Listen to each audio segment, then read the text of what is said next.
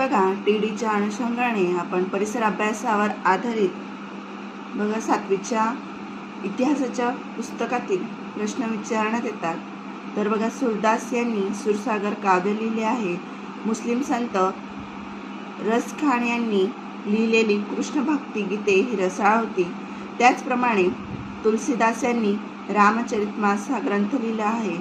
हनुमंत स्वामी यांनी परमहंस ग्रंथ, महानुभव पंथाचे चक्रधर स्वामी हे जनक होते। त्यानंतर गुरु नानक या ग्रंथ शीख धर्माचे संस्थापक गुरु नानक होते। त्याचप्रमाणे संत नामदेव, संत कबीर यांचा गुरु ग्रंथ साहेब या ग्रंथामध्ये त्यांच्या रचनांचा समावेश होता।